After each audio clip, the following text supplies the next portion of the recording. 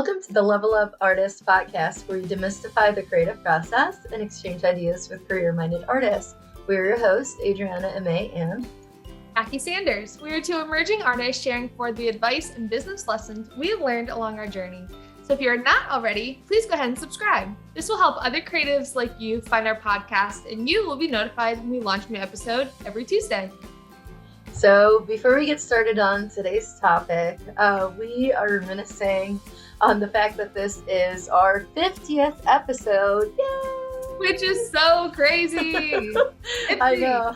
It feels like it was just, a few months ago that we got started. But we released this, we did our official release on May the 4th. Be with you. I'm sorry. May Star 4th. Wars Day 2021. Yes, we did. And at that point, we had already started recording January 2021. So we're coming on to like 18 months, give or take. Where we were doing our first attempts at recording and figuring out the editing and the equipment and everything else. And it took us a few months before we actually launched. So we've learned quite a bit since then, of course. It's been quite the amazing journey. And of course, we're glad as you're listening to this, we're glad you've joined us along for this ride. Yeah. And it's so crazy to think back to like, even when we first thought about doing the podcast, I know we've shared in previous episodes about our origin stories with the podcast, but we really started thinking about it December 2020, which is wild because as people know, like the world was such a different place then. And really wanting to just connect with other artists. That was a huge mission for us. We love connecting with other artists, networking, sharing forward all the advice and business lessons people have given us. We're definitely the type of artists that are not one to like put up a wall. If people ask us, oh, what kind of paint do you use? What do you do here? I feel like it's almost the opposite, kind of an overkill of information. Like, oh, let me send you this link. Let me send you this book. You have to listen to this podcast episode, like word vomit of recommendations. And so really craving that when it felt like the world was completely shut down. So that's why we really started the podcast to share forward these conversations that we wish that we had access to when we were still making artwork at our home studios, trying to fit it in between pockets of time during our day. And now that we have community facing studios in downtown Raleigh, wanting to bring that to even more artists. So it's super cool now hitting episode 50, especially since we started with the commitment of at least 100 episodes minimum. I remember that conversation early on. We were like, I think we had like ordered Mexican takeout for dinner. You came over to my studio late night. Like it was peak COVID, like the world was totally shut down. And so we were like in each other's bubbles. So that was a plus. Yes. I was like, I don't have anyone else. You can be in my bubble. And you're like, great, let's do it. So I was like, Adriana's my partner in my bubble. We would have these like late night sessions, like brainstorming and just like casting our vision of like what we want our art to mean and what community we want to build. And so it's cool now, like seeing that come to life. But when we started the commitment, really saying, okay, if we're going to do this, we're not ones to do it partial way. I'm like, we're not going to do like 5 episodes and then like stop. Like we're doing at least 100, which at this point, I think isn't really even a question. I'm sure we'll be getting to 500 soon enough. But now that we have like a lot more exciting topics planned, it's funny to now think about things within the creative process that can't exactly be planned, which is part of the conversation we're going to have for today's episode, because as structured and admin focused as producing a podcast can be, the creative process is a very different milestones, so to speak, when you're tracking how long something may take you. So in today's topic for episode 50, in honor of hitting this milestone, we're going to talk about something that may be more difficult to track. And that is, when is a piece of artwork done? And when can you just say, okay, stamp of approval, this is finished? Which, in the spirit of sharing with other artists, there will always come a time when, someone's trying to be helpful and they say, well, it is done. Like it looks done. If you think it's done, which Not always helpful. So, what we Yeah. endeavored to do on this episode is to share with you not rules, but actually some guidelines on, the kind of parameters we put in place or things that we look at to help determine whether something is done or not. At the end of the day, I'm sorry, like I just said, you are the only one that can really determine if it's done or not. Right. However, However, there are a few things that you can look at in order to, I don't know, like at least see, is it a strong enough piece or is there something about it that's bothering you? So, if nothing else, you can consider these different elements of design and composition we're going to cover as a way to either figure out done. Also, when you're in the middle of it and you get stuck, also these same things that we're going to be talking about can help you troubleshoot and get out of a rut. Yeah. So, without further ado, let's go ahead and dig in. And first and foremost, hands down, we have to talk about the big three: value, contrast, and chroma or saturation. Yeah, and I feel like this for both of us is definitely our go-to, especially during the middle of the process, like you were talking about, Adriana, where you're really troubleshooting of like what's going on. It might feel maybe a little bit muddy or just kind of neutral in your eyes. Like, why is it not being dynamic? And a lot of that comes with value and contrast. So value is the black and whites in your piece. So is there enough range? Checking what are the lightest lights and the darkest darks. Then the contrast is where are those spots where the lights and the darks are really close to each other to create that contrast. And so the biggest tip that we have for that is one that Adriana showed me 2 years ago. Back in art school, we used to have this like red film that we would use during drawing class, and you'd have to have this film on you at all times. You would then put it up to your painting or your drawing, and you would basically see it would basically neutralize everything in the painting to where it showed the darks and the lights. But now we all have smartphones in our pockets. So there's a super easy filter that you can put on, use the black and white filter to where it automatically then puts it in black and white tones. And you can see, oh, all of these, even though they may be different colors, they all have the same gray tone. And so that's a very easy way to see, okay, where are the darks, where are the lights of value, and where are those elements of contrast in your piece. Yeah, and it's one of those things. I mean, if you are looking for a painting that is mostly dark, mostly light, maybe mid-tone is your goal. That's one thing to do it on purpose, but a lot of times, at least in my personal experience and that of many artists that I've spoken to or read about, um 90% of the time, if not more, made up statistics because why not? Um it's the problem is with your value contrast. So maybe there are too many things that are blending together. I've also heard, I do like the phone one. Obviously, it's my favorite. Sometimes I'll even set a video to black and white while I'm mixing paint and put the brush next to, the color I'm working on and seeing if there's enough contrast. But another one is there's little value finder cards that you can put next to it, so you can see it, and as your phone is in black and white, what are your darkest darks, what are your lightest lights, and where are they, like Jackie was mentioning, where are they touching each other? And they make the painting pop more. But also, I've even heard about the squinting method. So you basically kind of squint your eyes and see, are some of the shapes kind of quote unquote melting together? Then maybe if that's not the intention, there needs to be more of a contrast in the values of the colors next to each other. So those are some other tips that are out there. Um, Another really important one is going to be chroma or saturation. So, are you working with mostly with bright colors or muted? A muted color or somewhat muted color can actually look really bright right next to a more neutral color. Like, how are you playing around with those? It's not just about the values, it's also, do you have a painting that just like, makes your eyes hurt? It's so bright. And what would it look like if you toned it down just a little bit? And yeah, like I said, sometimes it's just a matter of tweaking some of those things, usually, again, it's your value contrast that needs a little work.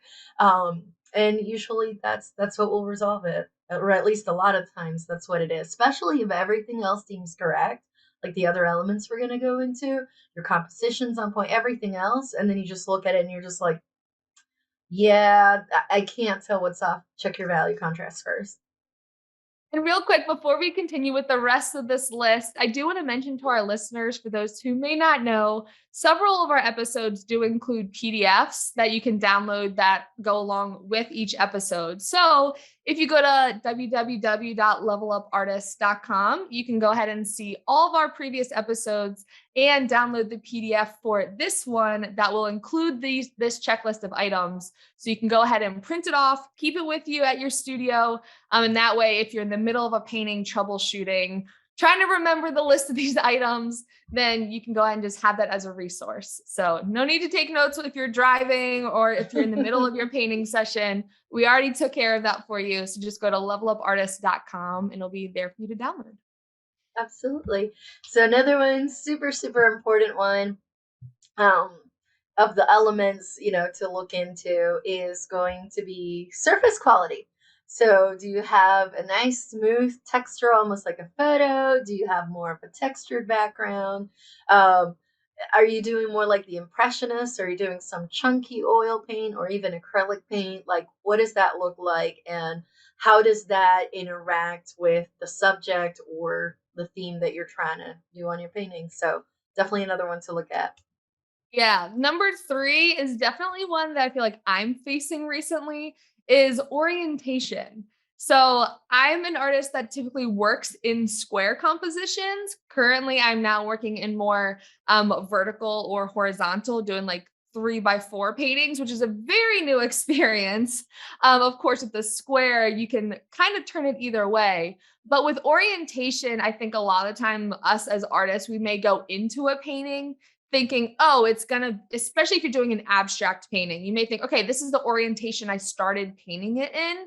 So therefore, it has to finish that way. But if you find that the composition maybe isn't working or something feels off, maybe like the weight of the painting visually is off, go ahead and flip it upside down, flip it 90 degrees, because sometimes even if you paint it mainly from one orientation, if you rotate it, then you say that feels so much better. So challenging the orientation, flipping it 90 degrees, 180 degrees, or maybe trying the similar design, but in a different composition, maybe a square or horizontal or vertical.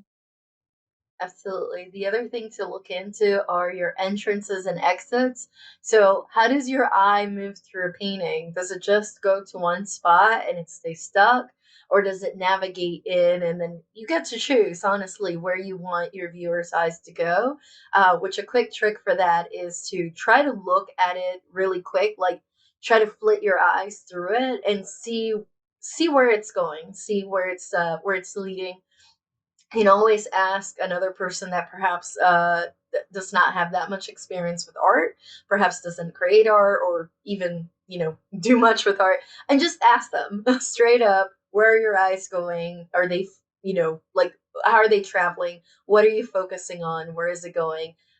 Because sometimes if there's a spot of it where it feels like it's getting stuck, then that might be your key as to how to resolve the painting. And once you fix it, the painting's done.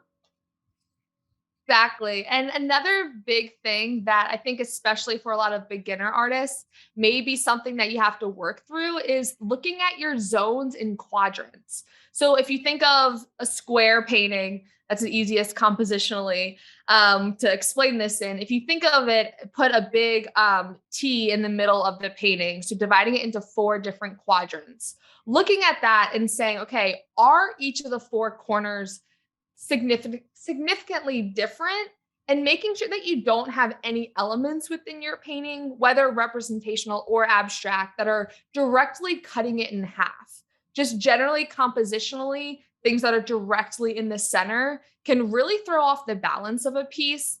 And so, from the idea of various compositions, doing either rule of thirds or the golden ratio, those are things that as an artist you can learn about and investigate more. But keeping the interest the main focus point of the painting, out of the direct center of the painting or direct middle of horizon line or straight vertical line can really help make the painting just more dynamic, and is definitely something you want to be aware of, especially in the beginning stages of a painting when you're laying out your composition. Yeah, and speaking of dynamic and not getting stuck in one point, focal points. So, where do you want the viewer's eyes to focus? There can be more than one focal point as that, that help the eyes travel through a painting. In the case of a still life example, let's say you may have a silver metallic jug of some sort, and where the reflection of the light is against a dark background, right? Which is where your biggest value contrast is going to be your lightest light next to your darkest dark in your painting, which by the way doesn't have to be black and white. It can be other colors, but your lightest and your darkest dark, for this kind of example, that might be where your eye looks at. As long as that's what you want to do on purpose, that's fantastic. Also, know that it doesn't have to be one. So say you do have several metallic objects going on in our still life example there for a second, then how do your eyes navigate through all the high value contrast areas of your painting? Again, if maybe there's a rhythm to it, but one of them is missing and the contrast is not enough, then you might find yourself, that's how you troubleshoot it and then finish. Exactly. So then number 7, we have design and movement. So this goes back to focal point and quadrants again with different compositions, having rule of thirds and golden ratio. But the idea of where are your main objects in your painting and really making sure that the movement within the piece makes sense. And so this can be done in a lot of ways. Like you're saying, for our still life example, are the objects arranged in a way that is visually interesting? And especially the aesthetic of like the gestures that you're using to paint your piece, are the brush strokes in a movement that is dynamic and interesting.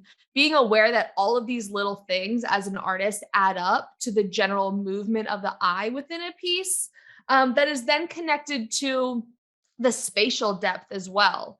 Making sure that does the still life look flat? Let's say, do the mountains look as if they're like off in the distance versus the tree in the forefront? Or is it relatively flat? And what can you do to then push the objects in the background more backwards or pull the objects in the front more forward? And which these are all things that as an artist can be goals as to what you want to work on in order to increase your skill level as either a representational artist, a geometric artist, all these things. These can be elements that you can then set goals for yourself on how to improve. Yeah, and you just reminded me like a mistake I see beginners do, and I did for sure, was say it is a landscape. Well, the mountains in the distance are the same bright green as the grass in the front, and to your eyes that looks flat.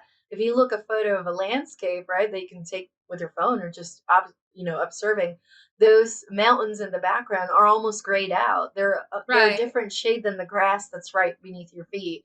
So it's just, again, it's looking at all these different elements and saying, okay, check, check. Okay, maybe that was the one. Maybe the values were right, but the spatial depth is off, which again could be on purpose, but it's something worth looking into. Which leads me to hotspots. So hotspots is another one, um, which, if done tastefully and on purpose and in moderation, can be awesome, but sometimes it can be very distracting. So this happens a lot when, say, you have colors that vibrate next to each other. So take like a hot orange red and place it next to an electric blue. When you're looking at it, for whatever reason, it has an effect on our eyes and it seems to move. So definitely the kind of thing you want to use judiciously. Otherwise, it can be distracting. And sometimes all it takes is muting ever so slightly one of the two colors, and they'll harmonize a little bit better and make it. I mean, it's almost like a shaking feeling. I don't know, it's hard to describe. Go look at a bright orange red next to an electric blue, and then you'll see what we're talking about. Definitely. And I think after assessing all these 9 different elements of design, composition, and movement, the last thing that you need to ask yourself as an artist is it done for you? And realistically, this is only a question that can be answered by you, which can be hard as an artist because oftentimes you get in the moment, you get in the flow, so to speak, but really practicing it as a discipline and having multiple pieces going at one time, you have to then learn to pause throughout your process. What phases of your creative process does it make sense to pause during, to kind of step back and think, okay, you reevaluate what you're currently working on, determining what you need to do next based on these different principles, and then taking that intentional action to get back into the flow to help with the movement, help with the spatial depth, and really making sure that you're not overworking the painting to where then it's kind of point of no return, so to speak. So really asking yourself, is this ready for the future home that it's meant to go to? Yeah, and I feel like with that comes the theme of distance and how important it is, not just visual distance. So I will say a couple of things that will help you as you go through this is number one, step away from the canvas, like as in back up as far as you can. If you're perhaps in a smaller space, then take it out of that small space you're in and put it at the end of the hallway and walk to the other end and see it from afar. Another option is take a picture with your phone and look at it as a tiny thumbnail, because a lot of times that will help you. And then you'll be like, oh, I didn't realize these set of elements in my painting are now forming a line right across the middle, like we were talking about with the quadrants and the zones. But visually from up close, you couldn't tell. And then distance also in the sense of walk away, maybe look at it the following day or 2 days or a week from now, give it time to just kind of marinate. Perhaps hang it somewhere else where you can see it. You can hang it on a wall or a bedroom or in your studio above your sink. I don't know, whatever works, but like also like get it outside of the studio and into a different environment. Just give yourself time before you continue working on it. Like Jackie mentioned, honestly, it's so much easier to stop before you think it's finished and then decide if you have to do more than to keep going. Because a lot of times we'll keep working ourselves to the bone and we're like, I'm almost there. And then it's something both Jackie and I have done. We'll work on it and it's like late at night. And then you think it's a great idea. And then you come back the next day and you're like, yeah, I should have stopped. I You're should like, have what stopped did I like 2 hours do? earlier. Yeah. And then you just get to that point of, I mean, it's just paint. You can always fix Yeah. it. But yeah, Especially it if might you're take doing longer. more especially if you're doing more small detail work, like, as you're in the beginning stages still laying everything out, you can make those big adjustments, but especially if you're doing representational work, nothing is worse than if you're doing, let's say, a figure and you do this amazing hand painting for, like, where their hand is, just to realize that it needs to be 3 inches higher. Like, there's no copy and paste when you're painting, which is the beauty of it, but also the frustrating part of it. So especially in those parts where you're figuring out the composition and the movement and where things are placed, really making sure that you're not kind of shooting yourself in the foot for like, okay, no, this hand needs to be perfect. And then you take a step back and you're like, it doesn't even look like that hand's connected to their body. So I'm gonna have to paint over it anyway. And we have all been there, all been there. And especially like Adriana was saying, I find that as someone that works a lot painting like down on a table or even on the floor a lot of the time if I'm working larger, that simply even just hanging it on the wall makes such a difference. Like putting it in a space or even just in your studio on a wall in the height in which it will be seen by other people can totally transform your relationship with the piece. So, making sure that you kind of see it in new light, give yourself time to reevaluate, and then moving forward with fresh eyes when you have time. Yeah, absolutely. And then a couple other questions to kind of ask yourself as you're going down the list. So, a few bonus ones are is your painting balanced? So, 80/20 rule applies to so many things in our lives. It's not even funny. But as it relates to our topic, are you looking at 80% cool versus 20% warm colors? If you're just one of one or the other, it can throw things off. And sometimes just adding a little bit of that opposite is just the magic glue that holds it all together. Other things to look at, if you're using lines, are you 80% thin, 20% thick to add variety? Do you have 80% calm versus 20% active area? So if it's a really busy painting, where are you setting the places for your viewers' eyes to rest as opposed to Yeah. just running around the whole thing? Which leads me actually into the question of variety and differences. Opposites tend to attract and tend to work together. So, are you going, is it all very controlled versus like energetic and very expressionistic? Is it calm? Is it more active? Are you doing mostly representational? Are there any abstract elements you can add in there? And vice versa, is it abstract? Is there anything a little more representational you can sneak in there? I mean, there's different ways you can do this, of course, and sky's the limit. But basically, like, do you have a balance between the types of elements, the types of opposites, and enough differences within each of the different categories? Exactly. And these are all such good questions that I know I'm excited to be like print off and put in my studio to reevaluate. But I think the other big thing that honestly doesn't even get talked about a ton, and that sometimes this is where the tough conversations between artists and quote unquote non artists, which is another statement. I feel like everyone is artistic and creative. But if you're a painter and maybe you have a partner or a friend who is not a painter and doesn't identify as that, they say like, "Oh, this is beautiful. It looks done," but like it just doesn't feel right to you, then that's also a very valid feeling and expression within your art, because realistically, we all make art for different reasons.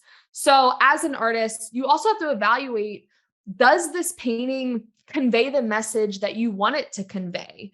Is it the fulfilling product of the process, and really realizing like, why are you making artwork? What is your purpose? And this is an ever evolving question that as artists it always changes. Sometimes it is more visual based. I want to create a painting that is bright and cheerful and makes other people happy.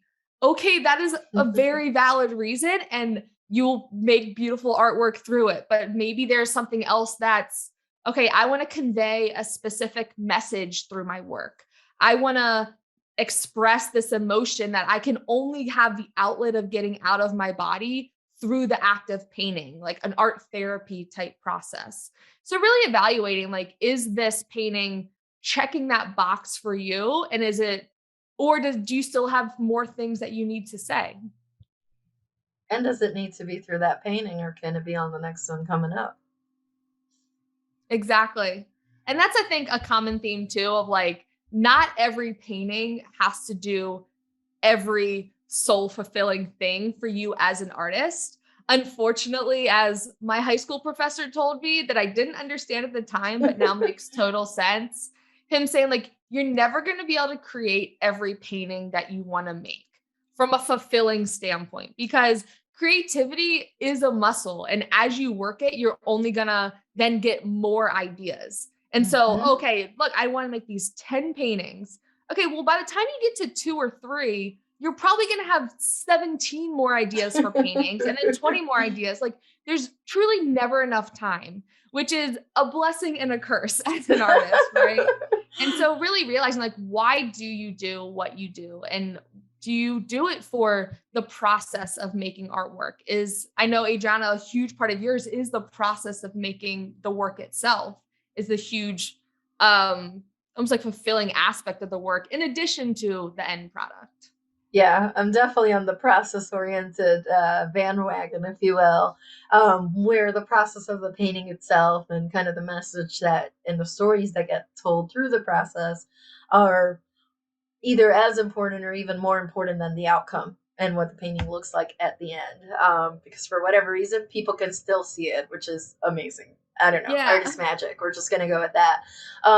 Which also another question that just kind of comes along with that is to consider: are you making paintings that are for a specific person or audience, or perhaps a commission?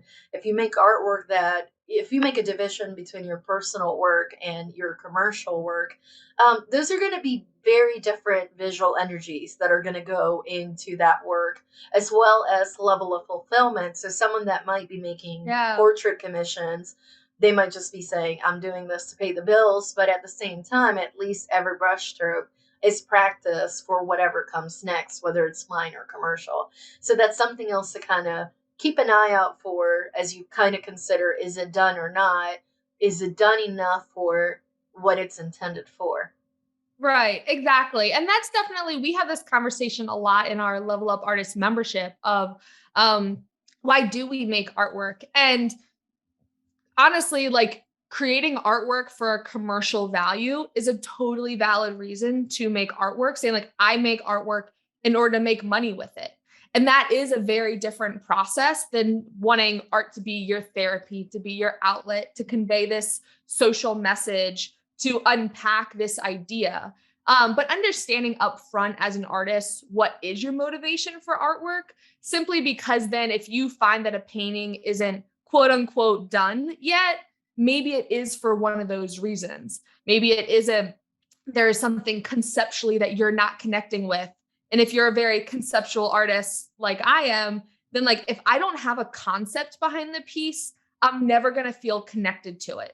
Whether the future collector knows that or not, whether I even choose to share it with the world, like every piece has to have symbolism and a different message for me that may be shared with the world, maybe not, but like in order for me to feel fulfillment from that piece in any level, there has to be some degree of concept.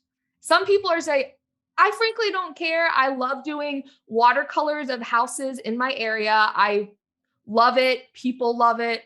They pay good money for it. Great. That's also a super valid reason for making artwork, but understanding your motivation up front, because that can affect your creative process and when you consider a painting done. Yeah. And just to kind of sum it up real quick, so these different guidelines we discussed, most of them, they're basically elements or guidelines, or I mean, there's different names for them, principles of design and composition. And like Picasso supposedly said, it's good to know the rules so that you know when you're breaking them, right? Again, it's all in the eye of the beholder, and as the artist, you decide what's good for you. Do you want that eyeball next to an elbow because, I don't know, it's fun for you? It's totally your choice. I mean, art is literally the ultimate way to express yourself. But these rules will help if somebody else may come up and say, I'm not sure what's off about it. Or perhaps it's yourself. I'm not sure what's off about it. Some of the items on this checklist, so to speak, will kind of help you troubleshoot some of that and then help you determine if you cross the finish line or not. So, with all that being said, we hope that you really enjoyed this episode. And yeah. As always, our blog will be linked in the show notes and at levelupartist.com, where you can find episode notes from today's episode, as well as the checklist for these questions that you can use to evaluate if your painting is done, as well as links to all of our other podcast episodes. Yep. If you want to stay connected with us in between episodes, share what you have learned. Maybe there are other tips and tricks you want to share with us to help you figure out when a painting is finished. You can connect with us on social media. I'm at May Art across all platforms. And I'm at J Sanders Studio on all platforms. Or if you want to stay connected with the Level Up Artist community, you can go ahead and follow us at Level Up Artist or levelupartist.com. Thank you so much for listening. We'll talk to you next week.